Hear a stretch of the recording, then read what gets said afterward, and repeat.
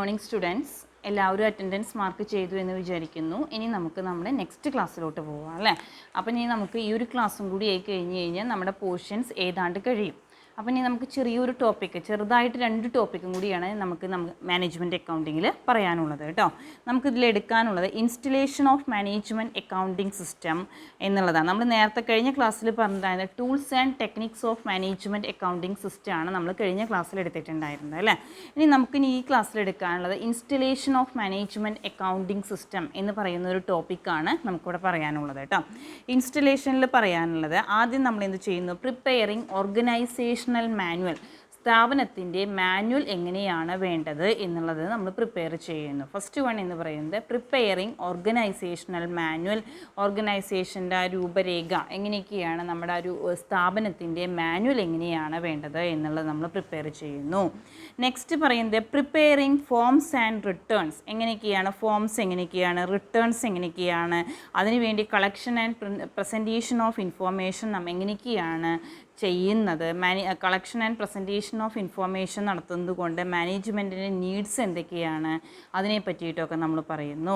പിന്നെ requisite staffing, നമ്മളിപ്പോൾ ഒരു സ്ഥാപനം, നമുക്കറിയാവുന്ന കാര്യമാണ്, നമ്മളിപ്പോൾ ഒരു സ്ഥാപനം നടത്തുകയാണെങ്കിൽ ആദ്യം അതിനെ പ്ലാൻ ചെയ്യുന്നു, ഒരു സ്ഥാപനത്തിൽ വേണ്ട കാര്യങ്ങൾ നമ്മൾ ആസൂത്രണം ചെയ്യുന്നു, പിന്നെ അതിനെ ഓർഗനൈസ് ചെയ്യുന്നു, എന്നിട്ട് നമ്മൾ എന്ത് ചെയ്യുന്നു, ഓർഗനൈസ് ചെയ്യുന്നു, രൂപീകരിക്കുന്നു, പിന്നെ വേണ്ട സ്റ്റാഫിനെ എടുക്കുന്നു അല്ലേ. സ്റ്റാഫ് ഉണ്ടെങ്കിലല്ലേ നമുക്ക് വർക്കുകൾ നടത്താൻ വേണ്ടി സാധിക്കുകയുള്ളൂ.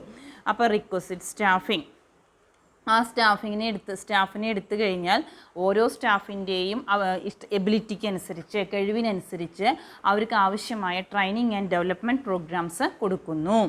പിന്നെ classifying accounts and integrating the system, അക്കൗണ്ടുകളെയൊക്കെ ക്ലാസിഫൈ ചെയ്യുന്നു അല്ലേ, പലതരത്തിൽ പല പാർട്ട്നേഴ്സ്. അപ്പോൾ ആരൊക്കെയാണ് ഉള്ളത് വെച്ചെങ്കിൽ അവരെയൊക്കെ നമ്മൾ ഇൻ്റഗ്രേറ്റ് ചെയ്യുക, അതേമാതിരി അവരെയൊക്കെ ക്ലാസിഫൈ ചെയ്യുക അല്ലേ. ക്ലാസിഫിക്കേഷൻ, കളക്ഷൻ ആൻഡ് അനാലിസിസ്, ഡാറ്റാസൊക്കെ കളക്ട് ചെയ്യുന്നു, അത് അനലൈസ് ചെയ്യുന്നു.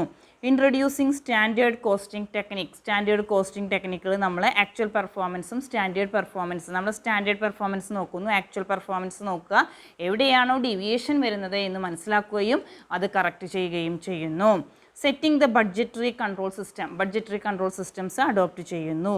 Introducing operation research technique, operation research ടെക്നിക്കുകൾ ഇൻട്രൊഡ്യൂസ് ചെയ്യുന്നു. ഇത്രയൊക്കെയാണ് നമുക്ക് എന്തായിട്ട് പറയാനുള്ളത് installation of management accounting system. What are the methods of installation of management accounting system, എങ്ങനെയൊക്കെയാണ് മാനേജ്മെൻറ്റ് അക്കൗണ്ടിങ് സിസ്റ്റത്തിൻ്റെ ഇൻസ്റ്റലേഷൻ വരുന്നത് എന്നുള്ളതിൽ നമുക്ക് പറയാനുള്ളത്. First one, preparing organisational manual. നമ്മൾ എന്ത് ചെയ്യുന്നു, ആദ്യം ഓർഗനൈസേഷൻ്റെ മാനുവൽ ഉണ്ടാക്കുന്നു. An organisational chart and manual should be prepared, ആദ്യം തന്നെ നമ്മൾ ഓർഗനൈസേഷൻ്റെ ചാർട്ട് അല്ലെങ്കിൽ മാനുവൽ നമ്മൾ പ്രിപ്പയർ ചെയ്യുന്നു. ദീസ് ഡിഫൈൻ, അതിലെന്തൊക്കെയാണ് പറയുന്നത്, scope of authority and responsibility of each personnel in the organisation. It also show the lines of communication, എങ്ങനെയൊക്കെയാണ് ലൈൻസ് ഓഫ് കമ്മ്യൂണിക്കേഷൻ വരുന്ന എല്ലാ കാര്യങ്ങളും അതിൽ ഇൻക്ലൂഡ് ചെയ്യുന്നു. Next one, preparing forms and returns, ഏതൊക്കെ ഫോംസ് എങ്ങനെയൊക്കെയാണ്, റിട്ടേൺസ് എങ്ങനെയൊക്കെയാണ് എന്നുള്ള കാര്യം പ്രിപ്പയർ ചെയ്യുന്നു. Suitable forms, returns etcetera should be designed and prepared, സ്യൂട്ടബിളായ ഫോംസ്, റിട്ടേൺസ് ഒക്കെ നമ്മൾ ഡിസൈൻ ചെയ്യുന്നു, പ്രിപ്പയർ ചെയ്യുന്നു. These are required for collection and presentation of information, ഇത് ആവശ്യമാണ്, എന്തിനാണ്, ഫോംസും റിട്ടേണൊക്കെ നമ്മൾ മാനേജീരിയൽ നീഡ്സിനനുസരിച്ച് ഇൻഫോർമേഷൻ കളക്ട് ചെയ്യാനും പ്രസൻറ്റ് ചെയ്യാനും ഇതൊന്ന് അത്യാവശ്യമായ ഒന്നാണ്. പിന്നെ റിക്വസിറ്റ് സ്റ്റാഫിങ്, വേണ്ട സ്റ്റാഫിനെ അപ്പോയിൻറ്റ് ചെയ്യുകയും അവർക്ക് വേണ്ട training and development programmes conduct ചെയ്യുകയും ചെയ്യുന്നു. Requisite staff will have to be trained and developed. Classifying account and integrate the system, അക്കൗണ്ടുകളെ നമ്മൾ ക്ലാസിഫൈ ചെയ്യുകയും ഈ സിസ്റ്റത്തെ ഇൻ്റഗ്രേറ്റ് ചെയ്യുകയും ചെയ്യുന്നു. The account should be classified to facilitate collection and analysis of data അല്ലേ. അപ്പോൾ അക്കൗണ്ട് ഷുഡ് ബി ക്ലാസിഫൈഡ്, അക്കൗണ്ടുകളെ നമ്മൾ ക്ലാസിഫൈ ചെയ്യുന്നു, എന്തിന്, to facilitate collection and analysis of datas analyse ചെയ്യാനും കളക്ഷനൊക്കെ വേണ്ടിയിട്ട് നമ്മൾ ക്ലാസിഫൈ ചെയ്യുന്നു. Next one, introducing standard costing ടെക്നിക്കിൽ ഇൻട്രൊഡ്യൂസ് ചെയ്യുന്നു. സ്റ്റാൻഡേർഡ് കോസ്റ്റിംഗ് ടെക്നിക്കുകൾ നമ്മൾ ഇൻട്രൊഡ്യൂസ് ചെയ്യുന്നു.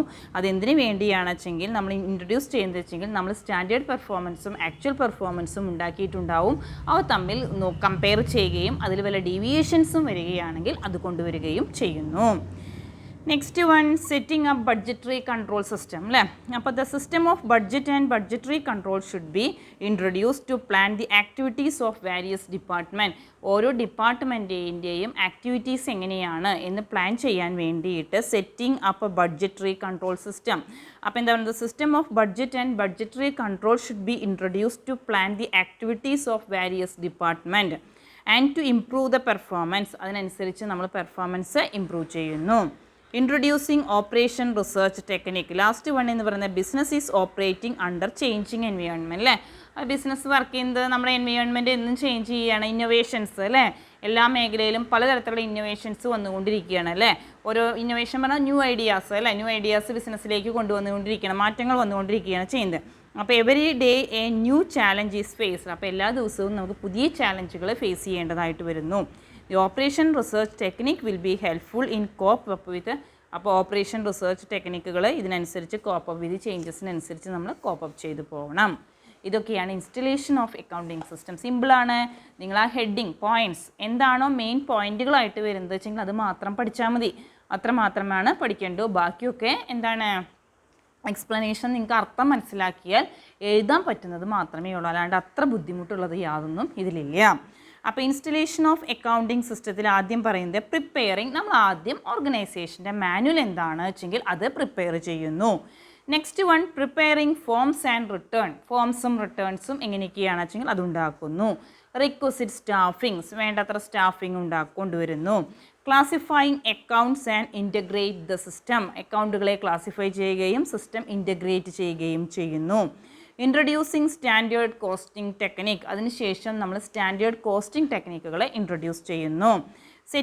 Setting up budgetary control system. Budgetary control system introduce ചെയ്യുന്നു. Introducing operation research techniques. Next one functions of management accounting. Installation important ആണ്, mark ചെയ്യുക. ഫങ്ഷൻസും important ആണ് കേട്ടോ. എന്തൊക്കെ ഫങ്ഷൻസ് ആണ്, എങ്ങനെയൊക്കെയാണ് മാനേജ്മെൻറ്റ് അക്കൗണ്ടിങ്ങിൽ പ്രവർത്തനങ്ങൾ നടക്കുന്നത് അല്ലേ. ഫങ്ഷൻസ് എന്തൊക്കെയാണ്, അവരുടെ ഫങ്ഷൻസ് എന്തൊക്കെയാണ് അല്ലേ. അപ്പോൾ മാനേജ്മെൻറ്റ് ഫങ്ഷൻസ് ഓഫ് പറഞ്ഞാൽ അതിന് രണ്ടായിട്ടാണ് നമ്മൾ ഡിവൈഡ് ചെയ്യുന്നത്. ഒന്നാമത്തെ അനലിറ്റിക്കൽ ആൻഡ് അഡ്വൈസറി ഫങ്ഷനും രണ്ടാമത്തെ എന്ന് പറഞ്ഞാൽ അഡ്മിനിസ്ട്രേറ്റീവ് ആൻഡ് പ്രൊസീജിയറൽ ഫങ്ഷനും. ഫങ്ഷനെ പ്രധാനമായും നമ്മൾ രണ്ടായിട്ട് ഡിവൈഡ് ചെയ്യുന്നു അല്ലേ. ഒരു മാനേജ്മെൻറ്റ് അക്കൗണ്ടിങ് സിസ്റ്റത്തിലെ ഫങ്ഷനെ പ്രധാനമായും നമ്മൾ രണ്ടായിട്ടാണ് ഡിവൈഡ് ചെയ്യുന്നത്. ഫസ്റ്റ് വൺ എന്ന് പറഞ്ഞാൽ analytical and advisory function. First one എന്ന് പറയുന്നത് അനലിറ്റിക്കൽ അല്ലെങ്കിൽ അഡ്വൈസറി ഫങ്ഷനാണ്. സെക്കൻഡ് വൺ എന്ന് പറയുന്നത് അഡ്മിനിസ്ട്രേറ്റീവ് ഓർ പ്രൊസീജിയറൽ ഫങ്ഷൻ. അങ്ങനെ രണ്ടായിട്ടാണ് നമ്മൾ ഡിവൈഡ് ചെയ്യുന്നത്. ഫസ്റ്റ് വൺ എന്ന് പറയുന്നത് അനലിറ്റിക്കൽ ആൻഡ് അഡ്വൈസറി ഫങ്ഷൻ എന്ന് പറഞ്ഞാൽ എന്താണ്, planning and control of operation അല്ലേ. കാര്യങ്ങൾ പ്ലാൻ ചെയ്യുക, ആസൂത്രണം ചെയ്യുക, നമ്മുടെ ഓപ്പറേഷൻസ് എങ്ങനെയൊക്കെയാണ് വേണ്ടത് വെച്ചെങ്കിൽ അത് കൺട്രോൾ ചെയ്യുന്നു. Measuring the performance of the organisation. ഓർഗനൈസേഷൻ്റെ പെർഫോമൻസ് എങ്ങനെയൊക്കെയാണ് വരുന്നത് എന്നുള്ള കാര്യം മെഷർ ചെയ്യുന്നു.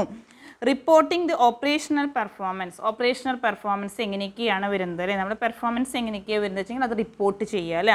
ആരൊക്കെയാണോ ബോർഡ് ഓഫ് ഡയറക്ടേഴ്സിനെയോ മാനേജിങ് അങ്ങനെ ആരെയൊക്കെയാണോ അറിയിക്കേണ്ടത് വെച്ചെങ്കിൽ റിപ്പോർട്ട് ചെയ്യുന്നു.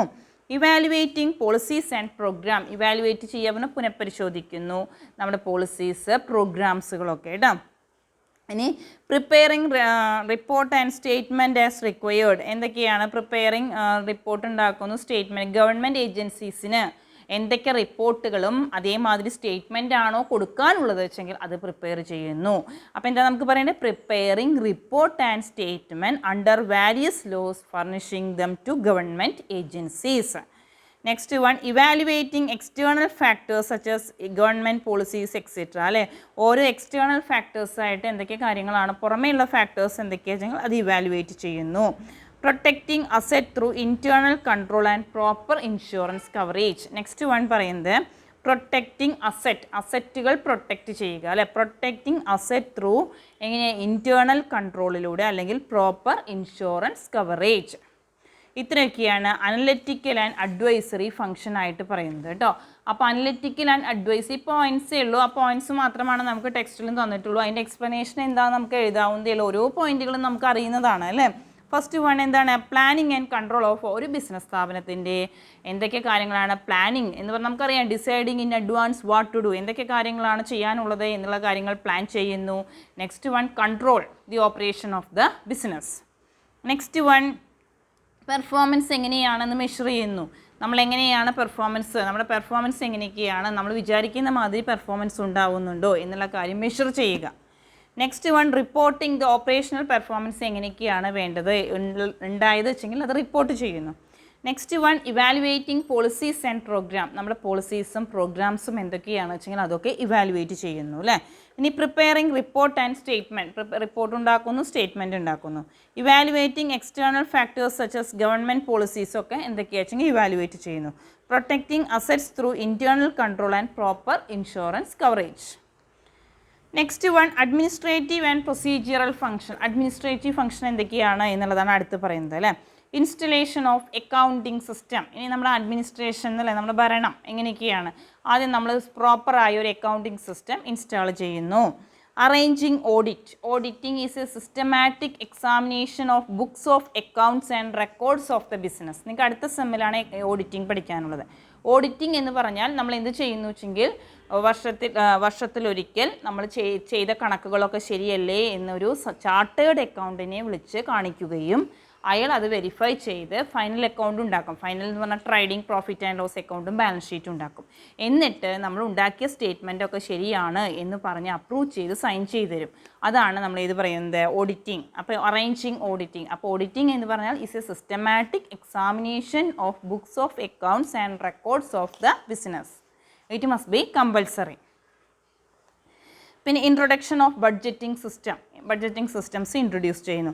Making capital expenditure decision. നമുക്ക് എത്രത്തോളമാണ് ക്യാപിറ്റൽ എക്സ്പെൻഡിച്ചർ വരുന്നത് വെച്ചെങ്കിൽ അതിന് തീരുമാനമെടുക്കുന്നു. മാനേജ്മെൻറ്റ് ഓഫ് ക്യാഷ് എങ്ങനെയാണ് എന്നുള്ള കാര്യം മാനേജ് ചെയ്യുന്നു. പ്രിപ്പറേഷൻ ഓഫ് ഫിനാൻഷ്യൽ സ്റ്റേറ്റ്മെൻറ്റ് പറഞ്ഞാൽ trading profit and loss account, balance ഷീറ്റൊക്കെ നമ്മൾ പ്രിപ്പയർ ചെയ്യുന്നു. Inventory management. ഇൻവെൻട്രി പറഞ്ഞാൽ സ്റ്റോക്ക് എത്രത്തോളമാണ്, നമുക്ക് ലിഫോ അല്ലെങ്കിൽ ഫിഫോ മെത്തേഡൊക്കെ ഉപയോഗിക്കാം. എത്രയാണ് നമ്മുടെ കയ്യിൽ സ്റ്റോക്ക് ഉള്ളത്, പ്രൊഡക്ഷൻ നടത്തി ബാക്കി നമ്മുടെ കയ്യിൽ സ്റ്റോക്ക് എത്രത്തോളം സാധനങ്ങളുണ്ട്. പിന്നെ computation and payment of wages and salary. അപ്പോൾ നമ്മൾ വർക്കേഴ്സിനെ അപ്പോയിൻറ്റ് ചെയ്തിട്ട് സ്റ്റാഫ് ഉണ്ട്, അവരുടെ വേജസ് ആൻഡ് സാലറി എങ്ങനെയൊക്കെയാണ് എന്നുള്ളത് കമ്പ്യൂട്ട് ചെയ്യുന്നു. Collection of data relating to business activities. Collection of datas collect ചെയ്യുന്നത് ഇതിനനുസരിച്ച് ബിസിനസ് ആക്ടിവിറ്റീസിനനുസരിച്ച്. ഇതൊക്കെയാണ് നമ്മുടെ എന്ത് പറയുന്നത് അഡ്മിനിസ്ട്രേറ്റീവ് ആൻഡ് പ്രൊസീജിയറൽ ഫംഗ്ഷൻ ആയിട്ട് പറയുന്നത് അല്ലേ. നമുക്ക് മനസ്സിലാവാവുന്നതേ ഉള്ളൂ എന്തൊക്കെയാണ് അഡ്മിനിസ്ട്രേറ്റീവ് ആൻഡ് പ്രൊസീജിയറൽ ഫംഗ്ഷൻ എന്ന് പറഞ്ഞാൽ എന്തൊക്കെയാണ് നമുക്ക് പറയാം. First one, installation of accounting system. നമ്മൾ സ്യൂട്ടബിളായ ഒരു അക്കൗണ്ടിങ് സിസ്റ്റം ഇൻസ്റ്റലേഷൻ നടത്തുന്നു. അറേഞ്ചിങ് ഓഡിറ്റ് എങ്ങനെയാണ് വേണ്ടത് വെച്ചെങ്കിൽ അറേഞ്ച് ചെയ്യുന്നു. Introduction of budget system introduce ചെയ്യുന്നു. മേക്കിംഗ് ക്യാപിറ്റൽ എക്സ്പെൻഡിച്ചർ ഡിസിഷൻ എങ്ങനെയാണ് വേണ്ടത് വെച്ചെങ്കിൽ ഉണ്ടാക്കുന്നു. Management of cash, preparation of financial statement, inventory management, computation and payment of wages and salaries, collection of data relating to business activities. അപ്പോൾ നമ്മൾ 2 ടോപ്പിക്കുകളാണ് പറഞ്ഞത്. ഫങ്ഷൻസും പറഞ്ഞു. ഫങ്ഷനെ രണ്ട് ഫങ്ഷൻസാണ് നമുക്കുള്ളത്. ഏതൊക്കെയാണ്? First one analytical and advisory function, second one administrative and procedural function. അതിന് 2 ഫങ്ഷൻസാണ് നമ്മൾ പറഞ്ഞിട്ടുണ്ടായിരുന്നത്. അപ്പോൾ ക്ലിയറായി എന്ന് വിചാരിക്കുന്നു. ഇനി നമുക്ക് നെക്സ്റ്റ് ടോപ്പിക്കിലോട്ട് പോവാം. Recent trends in management reporting. ഇന്നത്തെ കാലത്ത് റീസെൻറ്റ് ട്രെൻഡ്സ് എന്തൊക്കെയാണ്, മാനേജ്മെൻറ്റ് റിപ്പോർട്ടിങ്ങിൽ വരുന്ന റീസെൻറ്റ് ട്രെൻഡ്സ്, നൂതനമായ പുതിയ ട്രെൻഡ്സ് എന്തൊക്കെയാണ്, modern trends in management reporting എന്നുള്ളതാണ് നമുക്കിനി പറയാനുള്ളത്. അതിൽ പറയുന്നത് ക്യാഷ് ഫ്ലോ റിപ്പോർട്ടിംഗ് ആണ്. ഫസ്റ്റ് ഓരോ പോയിന്റുകൾ ഞാൻ ജസ്റ്റ് പറയാം, എന്നിട്ട് അത് എക്സ്പ്ലെയിൻ ചെയ്യാം കേട്ടോ. ഇതാണ് നമ്മുടെ ലാസ്റ്റ് ടോപ്പിക്ക്. ഇതും കൂടി എടുത്തു കഴിഞ്ഞാൽ നമ്മുടെ ഈ ചാപ്റ്റർ കഴിയും. ഈ ചാപ്റ്ററും കൂടിയാണ് നമുക്ക് പറയാനുള്ളത്. ഈ ചാപ്റ്ററിൽ ലാസ്റ്റ് ടോപ്പിക് എന്ന് പറയുന്നത് ഇതാണ് പറയുന്നത് കേട്ടോ. ശ്രദ്ധിക്കുക. അതിലൊരു 9, 10, 11 പോയിന്റ് നമുക്ക് എടുക്കാനുണ്ട്. ശ്രദ്ധിക്കുക. ആദ്യത്തെ recent trend in management reporting. First one ശ്രദ്ധിക്കുക, cash flow reporting. Cash flow എന്ന് പറഞ്ഞാൽ എന്താ, നമുക്കറിയാം ക്യാഷ് ഫ്ലോ ഒക്കെ നമ്മൾ പഠിച്ചു അല്ലേ. Cash flow reporting, cash flow എന്ന് പറഞ്ഞാൽ ബിസിനസ്സിലേക്ക് എത്രത്തോളമാണോ ക്യാഷ് വരുന്നത് വെച്ചെങ്കിൽ ആ കാര്യങ്ങൾ. പിന്നെ സെഗ്മെൻറ്റ് റിപ്പോർട്ടിംഗ് എങ്ങനെയൊക്കെയാണ്, ടൈപ്സ് ഓഫ് സെഗ്മെൻറ്റ് പറഞ്ഞാൽ geographical segment, business segment, reportable segment, പല സെഗ്മെൻറ്റുകളായിട്ട് നമ്മൾ ഡിവൈഡ് ചെയ്യുന്നു. അതിൽ നിന്ന് വരുന്നത് segment reporting.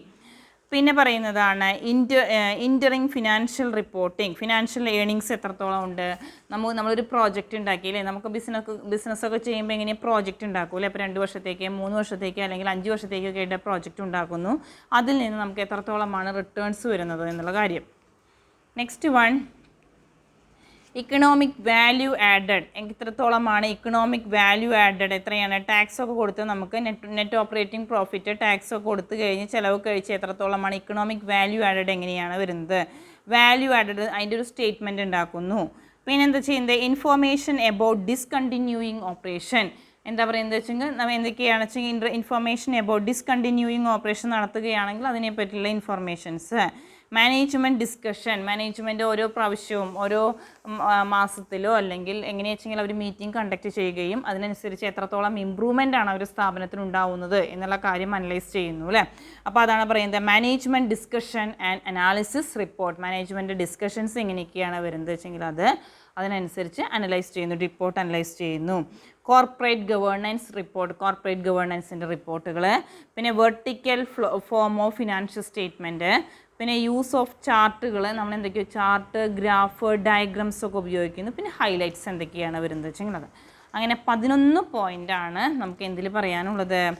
Recent trends in management reporting. Management റിപ്പോർട്ടിങ്ങിൽ നമുക്ക് എടുക്കാനുള്ള 11 പോയിൻ്റുകളാണ് പറയാനുള്ളത്. അപ്പോൾ ഓരോ പോയിൻ്റുകളായിട്ട് നമുക്ക് മനസ്സിലാക്കി പഠിക്കാം. ശ്രദ്ധിക്കുക കേട്ടോ. ആ പോയിൻ്റ് പഠിച്ചാൽ മതി. അതിൻ്റെ എക്സ്പ്ലനേഷൻ നിങ്ങൾ മനസ്സിലാക്കുക, എന്നിട്ട് തന്നെത്താൻ എഴുതുക. അതാണ് ചെയ്യേണ്ടത്. അപ്പോൾ നോക്കുക, recent trend in management reporting. Recent trends in management reporting may be briefly discussed as follows. Cash flow reporting. First one ആണ് ക്യാഷ് ഫ്ലോ എങ്ങനെയാണ്? SEBI has issued a directive to all recognised stock exchange to include a requirement of providing cash flow information as part of listing agreement. എത്രത്തോളമാണ് cash flow വരുന്നത് എന്നുള്ളത് കേട്ടോ. SEBI പറഞ്ഞാൽ security exchange board of India അല്ലേ. Security exchange board of India has advised the company should follow the requirements of accounting standard 3. Accounting standard 3ലാണ് cash flow statement പറയുന്നത് അല്ലേ. അപ്പോൾ നമുക്കറിയാം ക്യാഷ് ഫ്ലോ സ്റ്റേറ്റ്മെൻറ്റ് നമുക്കറിയാവുന്നതാണ്, നമ്മൾ പഠിച്ചു കഴിഞ്ഞതാണ്. Cash inflow and cash outflow of the business. ബിസിനസ്സിലേക്ക് എത്രത്തോളമാണ് ക്യാഷ് ഇൻഫ്ലോ വരുന്നത് അതിനെപ്പറ്റിയൊരു റിപ്പോർട്ട് ഉണ്ടാക്കുക, അത്രയേ ഉള്ളൂ. അതാണ് ക്യാഷ് ഫ്ലോ റിപ്പോർട്ടിംഗ് എന്നുള്ളതിൽ പറയുന്നത്. In the cash flow statement, cash flow should be classified in 3 categories as follows. മൂന്നാണ് നമുക്കറിയാം ഏതൊക്കെയാ? Cash flow from operating activity, cash flow from investing activity, cash flow from financing activity അല്ലേ. ഇതൊക്കെ നമുക്കറിയാവുന്നതാണ് അല്ലേ. അപ്പോൾ അതാണ് പറയുന്നത് ഇൻ അക്കൗണ്ടിംഗ് സ്റ്റാൻഡേർഡ് 3 പ്രകാരമാണ് ഇതിനെ പറയുന്നത്. ക്യാഷ് ഫ്ലോ സ്റ്റേറ്റ്മെൻറ്റിനെ നമ്മൾ 3ആയിട്ട് ഡിവൈഡ് ചെയ്യുന്നു. നമ്മൾ പഠിച്ചതാണ് cash from operating activity, cash from financing activity, cash from investing activity. അങ്ങനെ 3ആയിട്ടാണ് നമ്മൾ അതിനെ ഡിവൈഡ് ചെയ്യുന്നത്. അപ്പം ഓപ്പറേറ്റിംഗ് ആക്ടിവിറ്റിയിൽ എന്താ നമ്മൾ എഴുതുക? നെറ്റ് പ്രോഫിറ്റ് എഴുതിയിട്ട് അതിൻ്റെ കൂടെ നോൺ ഓപ്പറേറ്റിംഗ് എക്സ്പെൻസ് ആഡ് ചെയ്യുകയും നോൺ ഓപ്പറേറ്റിംഗ് ഇൻകം ലെസ് ചെയ്യുക അല്ലേ. അതിനുശേഷം ഡിക്രീസ് ആണോ ഇൻക്രീസ് ആണോ കറണ്ട് അസറ്റും കറണ്ട് ലാബിലിറ്റിയും നോക്കിയിട്ട് നമ്മൾ ആഡ് ചെയ്യുക, ലെസ് ചെയ്യുക. അതിനുശേഷം അതിൽ നിന്ന് ടാക്സ് കൊടുത്തിട്ടുണ്ടെങ്കിൽ ടാക്സും കുറയ്ക്കുന്നു. അപ്പോൾ നമുക്ക് എന്ത് കിട്ടുന്നു? ക്യാഷ് ഫ്രം ഓപ്പറേറ്റിംഗ് ആക്ടിവിറ്റി കിട്ടുന്നു. അല്ല, എത്രയാണ് ക്യാഷ് വരുന്നത് വെച്ചെങ്കിൽ അത് കിട്ടുന്നു. നെക്സ്റ്റ് വൺ ഇൻവെസ്റ്റിംഗ് ആക്ടിവിറ്റിയാണ് പറഞ്ഞത്. ഇൻവെസ്റ്റിംഗ് ആക്ടിവിറ്റി എന്ന് പറഞ്ഞാൽ purchase and sale of fixed അസറ്റാണ് ഇൻവെസ്റ്റിംഗ് ആക്ടിവിറ്റിയിൽ പറയുന്നത്. നെക്സ്റ്റ് വൺ എന്ന് പറയുന്നത് ഫിനാൻസിങ് ആക്ടിവിറ്റിയാണ്. ഫിനാൻസിങ് ആക്ടിവിറ്റിയിൽ വരുന്നത് issue of shares, issue of debentures, അങ്ങനത്തെ കാര്യങ്ങളൊക്കെയാണ് അതിൽ വരുന്നത്. അതാണ് first one cash flow reporting. ഇനി നെക്സ്റ്റ് വൺ സെഗ്മെൻറ്റ് റിപ്പോർട്ടിംഗ്. സെഗ്മെൻറ്റുകൾ എങ്ങനെയൊക്കെയാണ് നമ്മുടെ പ്രവർത്തനങ്ങൾ നടക്കുന്നത് അല്ലേ. 3 സെഗ്മെൻറ്റ്സുകളാണുള്ളത്. നോക്കാം. In recent years many business enterprise have broadened the scope of their activities encompass different industries, foreign countries and market. അപ്പോൾ അവരെന്തൊക്കെയാണ് നോക്കുന്നത് വെച്ചെങ്കിൽ analyse the there are 3 types of segment. 3 സെഗ്മെൻറ്റുകളായിട്ടാണ് നമ്മൾ ഡിവൈഡ് ചെയ്യുന്നത്. First one business segment, geographical segment, reportable segment. First one business, geographical, reportable segment. അത് പഠിച്ചാൽ മതി. എന്താ നമ്മൾ പറഞ്ഞിട്ടുണ്ടായിരുന്ന സെഗ്മെൻറ്റ് റിപ്പോർട്ടിങ്ങിനെ നമ്മൾ 3ആയിട്ട് ഡിവൈഡ് ചെയ്യുന്നു. ബിസിനസ് സെഗ്മെൻറ്റുകൾ, ജിയോഗ്രഫിക്കൽ സെഗ്മെൻറ്റുകൾ, റിപ്പോർട്ടബിൾ സെഗ്മെൻറ്റുകൾ, അങ്ങനെയായിട്ടാണ് ഡിവൈഡ് ചെയ്യുന്നത്. ഇനി എന്താ പറയുക? Disclosure requirements. ഓരോന്നിലും എങ്ങനെയൊക്കെയാണ് കിട്ടുന്നത് വെച്ചെങ്കിൽ primary and secondary segment information അല്ലേ. Enterprise is required to disclose primary datas, secondary. Primary പറഞ്ഞാൽ ആദ്യം നമ്മൾ കളക്ട് ചെയ്യുന്ന ഡാറ്റാസിനെ പ്രൈമറി ഡാറ്റ എന്നും, ഒരാൾ കളക്ട് ചെയ്ത ഡാറ്റാസിനെ വീണ്ടും എടുത്ത് അന്വേഷിക്കുകയാണെങ്കിൽ അതിനെയാണ് സെക്കൻഡറി ഡാറ്റ എന്ന് പറയുന്നത്. അത് നോക്കുന്നു. പിന്നെ പ്രൈമറി സെഗ്മെൻറ്റിൽ വരുന്ന ഇൻഫോർമേഷൻ എന്തൊക്കെയാണ്? പ്രൈമറി സെഗ്മെൻറ്റിൽ വരുന്ന ഇൻഫോർമേഷൻസ് ആണ് പറയുന്നത്. Segment revenue classified external and revenue from other segment result എങ്ങനെയാണ്, ടോട്ടൽ ക്യാരിയിങ് എമൗണ്ട് എങ്ങനെയാണ്, total amount of segment liabilities എങ്ങനെയൊക്കെയാണ്, total cost incurred during the period to acquire segment assets, പിന്നെ total amount of expenses included, പിന്നെ total amount of significant non cash expenses other than depreciation etcetera. അപ്പോൾ ഇതൊക്കെയാണ് അതിൽ പറയുന്നത്. പിന്നെ secondary segment information എന്ന് പറഞ്ഞു കഴിഞ്ഞാൽ in case of primary segment secondary സെഗ്മെൻറ്റിൽ വരുന്നത് റവന്യൂ ഫ്രം എക്സ്റ്റേണൽ കസ്റ്റമർ, പിന്നെ total carrying amount of segment asset, പിന്നെ total cost incurred during the period, അതൊക്കെയാണ് അതിൽ വരുന്നത് കേട്ടോ. അപ്പോൾ അതാണ് നമ്മൾ പറയുന്നത്. സെഗ്മെൻറ്റ് റിപ്പോർട്ടിംഗ് ഉണ്ടാക്കുക. സെഗ്മെൻറ്റ് എങ്ങനെയാണ് ബിസിനസ്സിനനുസരിച്ചിട്ട്, ജിയോഗ്രഫിക്കൽ ഏരിയാസിനനുസരിച്ചിട്ട്, റിപ്പോർട്ടബിൾ സെഗ്മെൻറ്റ്, അങ്ങനെ മൂന്നായിട്ട് പ്രൈമറി സെഗ്മെൻറ്റും സെക്കൻഡറി സെഗ്മെൻറ്റ് പ്രകാരം ഇൻഫോർമേഷൻ ഡാറ്റാസ് കളക്ട് ചെയ്യുകയും ആ ഡാറ്റാസ് നമ്മൾ പ്രസൻറ്റ് ചെയ്യുകയുമാണ് ചെയ്യുന്നത്. അപ്പോൾ ആദ്യത്തെ പോയിന്റ് നമ്മൾ പറഞ്ഞതാണ് ക്യാഷ് ഫ്ലോ റിപ്പോർട്ടിങ്ങും നെക്സ്റ്റ് വൺ സെഗ്മെൻറ്റ് റിപ്പോർട്ടിങ്ങുമാണ് പറയാനുള്ളത്. അപ്പോൾ നമ്മൾ 2 പോയിന്റുകളാണ് എക്സ്പ്ലെയിൻ ചെയ്തിട്ടുണ്ടായിരുന്നത്. ഇനി നമുക്ക് നെക്സ്റ്റ് പോയിന്റിലോട്ട് പോവാം കേട്ടോ.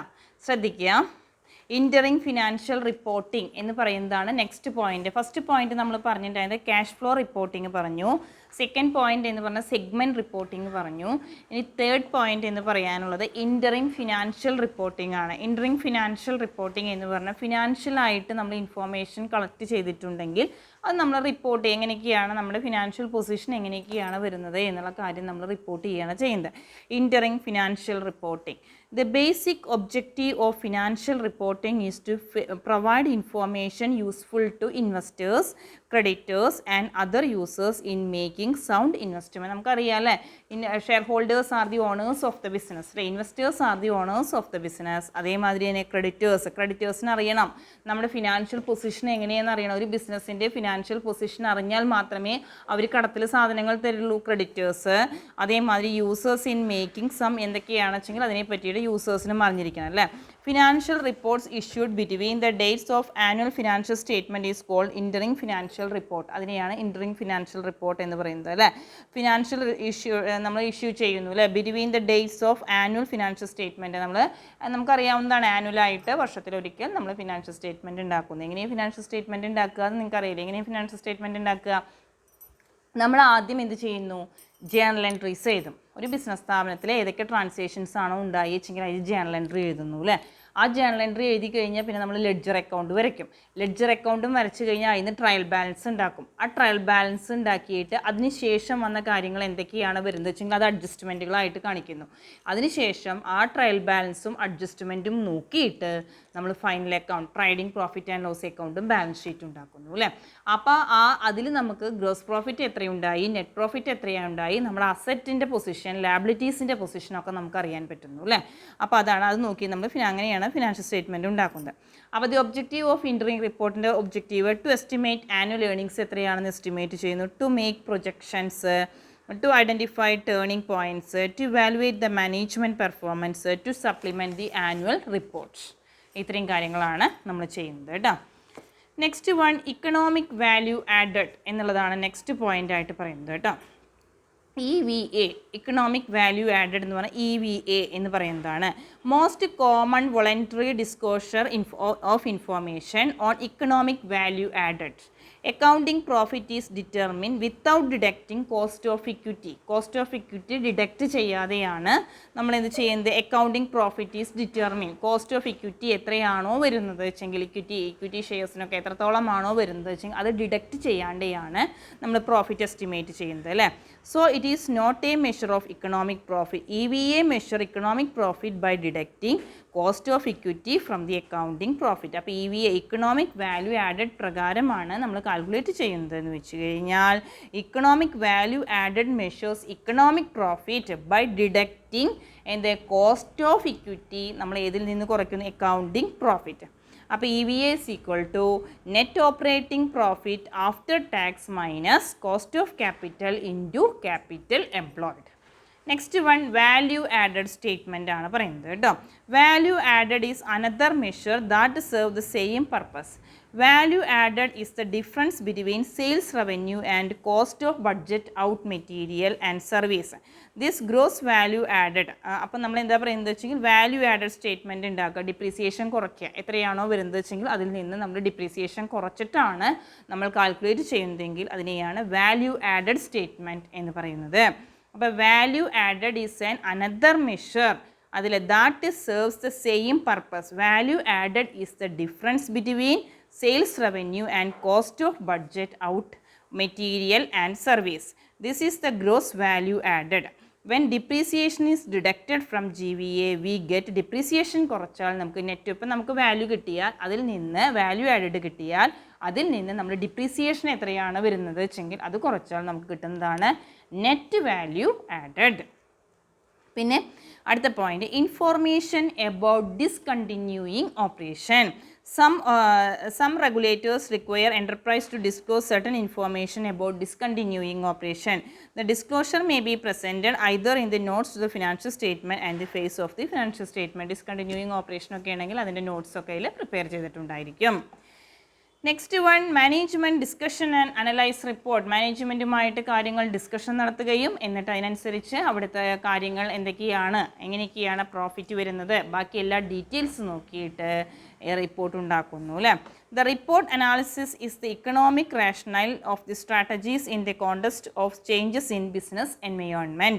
SEBI Code of Corporate Governance stipulates the MD and a report should include the details. എന്തൊക്കെ കാര്യങ്ങളാണ് മാനേജിംഗ് ഡയറക്ടർ അതുപോലെ അഡ്വൈസറി കൗൺസിൽ ഒക്കെ നോക്കിയിട്ട് നമ്മൾക്ക് റിപ്പോർട്ട് ഉണ്ടാക്കുന്നു. ആ റിപ്പോർട്ടിൽ എന്തൊക്കെ കാര്യങ്ങളാണ് നമ്മൾ ഇൻക്ലൂഡ് ചെയ്യുന്നത് വെച്ചാൽ ഇൻഡസ്ട്രി സ്ട്രക്ചർ ആൻഡ് ഡെവലപ്മെൻറ്റ്.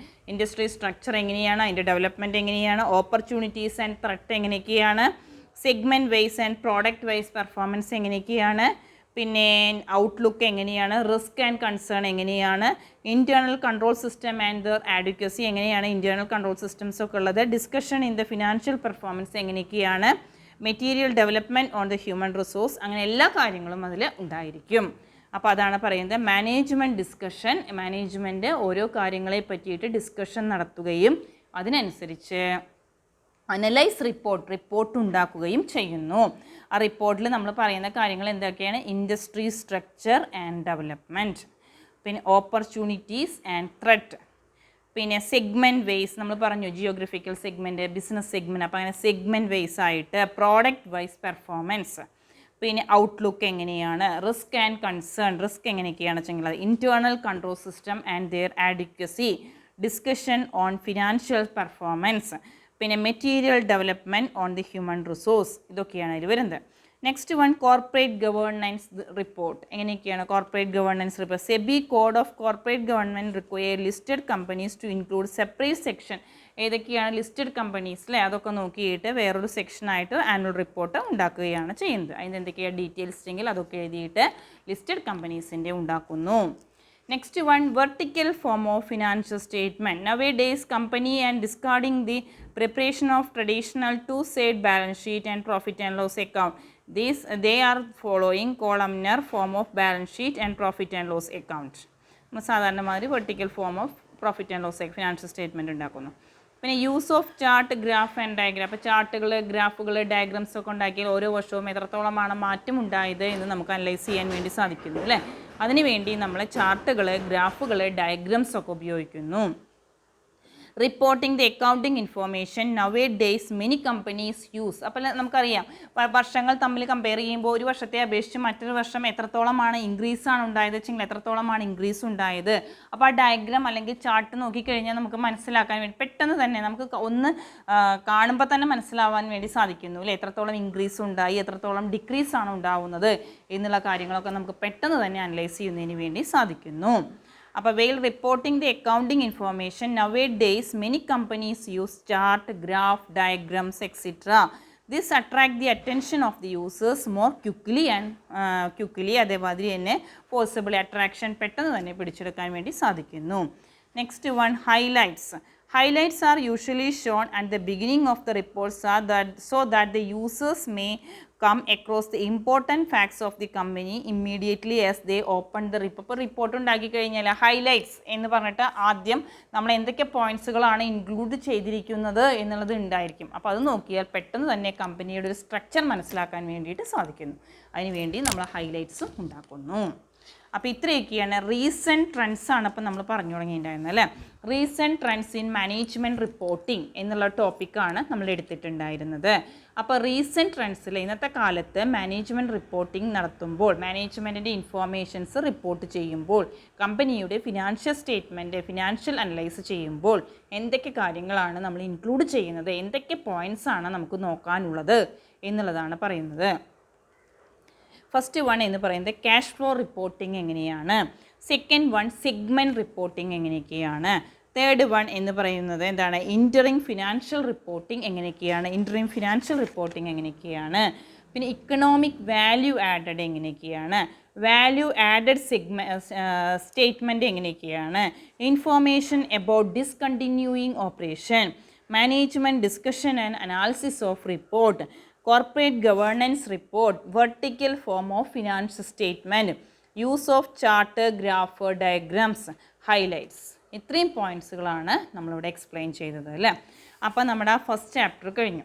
അപ്പോൾ ഫസ്റ്റ് ചാപ്റ്റർ കൂടിയാണ് നമുക്ക് എടുക്കാനുണ്ടായിരുന്നത്, അത് കഴിഞ്ഞു. അപ്പം നമ്മുടെ മാനേജ്മെൻറ്റ് അക്കൗണ്ടിങ്ങിൻ്റെ എല്ലാ പോർഷൻസും ഇപ്പോൾ എടുത്തു കഴിഞ്ഞു കേട്ടോ. ഇനിയിപ്പോൾ യാതൊരു ചാപ്റ്റർ നമുക്ക് എടുക്കാനില്ല, സിലബസിലുള്ള എല്ലാ ചാപ്റ്ററുകളും നമ്മൾ കവർ ചെയ്ത് കഴിഞ്ഞു. അപ്പം ഈ ചാപ്റ്ററിൽ ഏതൊക്കെയാണ്, ഈ ചാപ്റ്ററിനെ നമുക്ക് ചുരുക്കി ഒന്നും കൂടി നോക്കാം, ഏതൊക്കെയാണ് ഇമ്പോർട്ടൻസ് ആയിട്ടുള്ള ക്വസ്റ്റ്യൻസ് എന്നുള്ളത് ഞാൻ പറയാം, ശ്രദ്ധിക്കുക കേട്ടോ. അപ്പം നമ്മൾ എന്ത് ചെയ്യണം വെച്ചെങ്കിൽ ഈ ചാപ്റ്ററിൽ നമ്മൾ ആദ്യം ഡെഫിനിഷൻ ഓഫ് മാനേജ്മെൻറ്റ് അക്കൗണ്ടിങ് അല്ലേ, what is meant by management accounting, ഒരു scope of management accounting, scope എന്തൊക്കെയാണെന്ന് പഠിക്കണം. ഒക്കെ പോയിൻറ്റ്സ് പഠിച്ചാൽ മതി, പോയിൻറ്റ്സ് പഠിച്ചാൽ തന്നെ നമുക്കതിന് എക്സ്പ്ലെയിൻ ചെയ്യാൻ വേണ്ടിയിട്ട് സാധിക്കും. Scope of management accounting. പിന്നെ നെക്സ്റ്റ് എടുത്തത് നമ്മൾ ഒബ്ജക്ട്സ് ഓഫ് മാനേജ്മെൻറ്റ് അക്കൗണ്ടിങ്, എന്തൊക്കെ ഒബ്ജക്ട്സ് ആണ് മാനേജ്മെൻറ്റ് അക്കൗണ്ടിങ് സിസ്റ്റത്തിനുള്ളത് എന്ന് പറഞ്ഞു.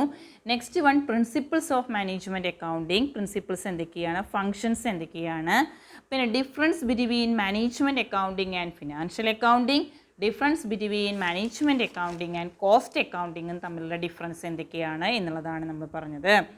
നെക്സ്റ്റ് നമുക്ക് പറയാനുള്ളത് needs and importance of management accounting system അല്ലേ, എന്തൊക്കെ needs and importance of management accounting system എന്താണ് എന്നുള്ളത്. പിന്നെ ലിമിറ്റേഷൻസ് എന്തൊക്കെയാണ്, tools used for management accounting system, പിന്നെ ഇൻസ്റ്റലേഷൻ നമ്മൾ ഇന്ന് എടുത്തു തുടങ്ങിയത് ഏതെന്നാണ്, installation of management accounting system മുതലാണ് നമ്മൾ ഇന്ന് എടുത്തു തുടങ്ങിയത്. ഇൻസ്റ്റലേഷൻ ഇമ്പോർട്ടൻ്റ് ആണ്. പിന്നെ ഫങ്ഷൻസ് ഓഫ് മാനേജ്മെൻറ്റ്, രണ്ട് തരത്തിലാണ് ഫങ്ഷൻസ് വരുന്നത്, analysis and advisory function, administrative and procedural function. മനസ്സിലാവുന്നുണ്ടോ? അനലിറ്റിക്കൽ ആൻഡ് അഡ്വൈസറി ഫങ്ഷനും, അനലിറ്റിക്കൽ ആൻഡ് അഡ്വൈസറി ഫങ്ഷനും, പിന്നെ അഡ്മിനിസ്ട്രേറ്റീവ് ആൻഡ് പ്രൊസീജിയറൽ ഫങ്ഷൻ, രണ്ട് ഫങ്ഷൻസാണ് നമുക്ക് പഠിക്കാനുള്ളത്. പിന്നെ നമ്മൾ റീസെൻറ്റ് ട്രെൻഡ്സ്, ഇത്രയും ടോപ്പിക്കാണ് നമുക്ക് ഇതിൽ എടുക്കാനുള്ളത്. കൂടുതൽ വർഷവും എസ് ക്വസ്റ്റ്യനായിട്ട് ഇതിന്ന് വരാറുണ്ട്. തിയറി എസ് ചോദിക്കുമ്പോൾ ഇതിന്നാണ് നമ്മളോട് കൂടുതലായിട്ടും ചോദിക്കാറ്.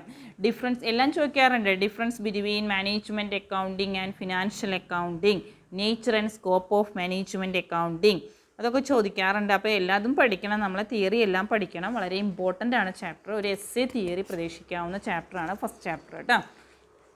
പിന്നെ നമ്മുടെ ടോപ്പിക്കുകൾ ഉണ്ടായിരുന്നത് ഏതൊക്കെയായിരുന്നു, ഫസ്റ്റ് ചാപ്റ്റർ തിയറി ആയിരുന്നു. പിന്നെ രണ്ടാമത്തെ ചാപ്റ്റർ എന്ന് പറഞ്ഞാൽ നമ്മൾ എടുത്തിട്ടുണ്ടായിരുന്നു comparative statement, common says statement, trend analysis എന്നുള്ള ചാപ്റ്റർ നമ്മൾ എടുത്തിട്ടുണ്ടായി. പിന്നെ നമ്മൾ എടുത്തിട്ടുണ്ടായിരുന്നത് റേഷ്യോ അനാലിസിസ് എന്നുള്ളൊരു ചാപ്റ്ററാണ് നമുക്ക് പഠിക്കാനുള്ള. റേഷ്യോ നമ്മൾ എടുത്തു. റേഷ്യോയിൽ ബാലൻസ് ഷീറ്റ്, ഏതെങ്കിലും ഒരു ഫിഗർ തരും, സെയിൽസ് തരും, അതിൽ നിന്ന് ബാലൻസ് ഷീറ്റ് ചെയ്യാൻ വേണ്ടിയിട്ടുള്ള ആ മോഡൽ ക്വസ്റ്റ്യൻസാണ് നമ്മളോട് സാധാരണ ചോദിക്കാറ്. പിന്നെ അല്ലെങ്കിൽ മറ്റേ 4 മാർക്കിൻ്റെ ക്വസ്റ്റ്യൻ ആയിട്ട് വരുന്നത് ഏതാച്ചെങ്കിൽ നമുക്ക് ആ current asset, current liability, quick asset, quick liability അങ്ങനത്തെ ഐറ്റംസൊക്കെ കാണാൻ പറയും.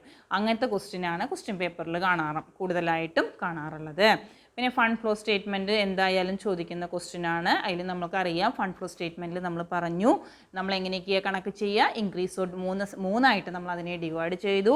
Increase or decrease in working capital ആദ്യം ചെയ്യുന്നു. Next one adjusted profit and loss ചെയ്യുന്നു. പിന്നെ ഫണ്ട് ഫ്ലോ സ്റ്റേറ്റ്മെൻറ്റ് ചെയ്യുന്നു അല്ലേ. അതൊക്കെ നിങ്ങൾക്ക് ക്ലിയർ ആയിട്ടുണ്ടാവും എന്ന് വിചാരിക്കുന്നു. നെക്സ്റ്റ് വൺ നമ്മൾ പറഞ്ഞെന്തായിരുന്നു, ക്യാഷ് ഫ്ലോ സ്റ്റേറ്റ്മെൻറ്റ് ആണ്. ക്യാഷ് ഫ്ലോ സ്റ്റേറ്റ്മെൻറ്റ് എന്ന് പറഞ്ഞു കഴിഞ്ഞാൽ അതാണ് cash inflow and cash outflow of the business. അതിനെ നമ്മൾ 3ആയിട്ട് ഡിവൈഡ് ചെയ്തു. Cash from operating activity, cash from investing activity, cash from financing activity അല്ലേ, അത് നമ്മൾ പറഞ്ഞിട്ടുണ്ടായി. പിന്നെ marginal costing and CVP analysis അല്ലേ. മാർജിനൽ കോസ്റ്റിംഗ് വളരെ ഇമ്പോർട്ടൻ്റ് ആണ്, തിയറി ചോദിക്കാറുണ്ട്. What are the advantages, limitations of marginal costing. CVP analysis ചോദിക്കാറുണ്ട്. Cost volume and profit analysis important ആണ്. പിന്നെ SCA ക്വസ്റ്റ്യൻ ആയിട്ട് ചോദിക്കാറുള്ളത് ഏതാണെന്ന് വെച്ച് കഴിഞ്ഞാൽ 2 വർഷത്തെ പ്രോഫിറ്റും 2 വർഷത്തെ സെയിൽസും തന്നിട്ടുള്ള ആ കണക്ക് അല്ലേ, അതിൽ കുറച്ച് PV റേഷ്യോ അങ്ങനെ കുറച്ച് ഐറ്റംസ് കാണാൻ വേണ്ടിയിട്ട് അങ്ങനത്തെ തരത്തിലുള്ള ക്വസ്റ്റ്യനാണ് SCA ആയിട്ട് സാധാരണ ക്വസ്റ്റ്യൻ പേപ്പറിൽ കാണാറുള്ളത് കേട്ടോ. പിന്നെ ഗ്രാഫ് എടുത്ത് തന്നിട്ടുണ്ടായിരുന്നു. ഗ്രാഫ് സിമ്പിളും അതേമാതിരി തന്നെ പ്രോഫിറ്റ് വോളിയം ഗ്രാഫ്, അത് രണ്ടും വളരെ ഇമ്പോർട്ടൻ്റ് ആണ്, അത് നല്ല രീതിയിൽ പഠിക്കേണ്ടതാണ് കേട്ടോ. അപ്പോൾ ഇത്രയും ടോപ്പിക്കുകളാണ് നമുക്ക് നമ്മുടെ സിലബസ് പ്രകാരം മാനേജ്മെൻറ്റ് അക്കൗണ്ടിങ്ങിലുള്ളത്. അപ്പോൾ എല്ലാം കവർ ചെയ്ത് തന്നു എന്നാണ് എൻ്റെ വിചാരം. ഇനി നിങ്ങൾക്ക് എന്തെങ്കിലുമൊക്കെ സംശയം വരികയാണെങ്കിൽ ഓരോ ക്ലാസ്സും കഴിഞ്ഞാൽ അപ്പോൾ പറയാം കേട്ടോ. ഓക്കെ.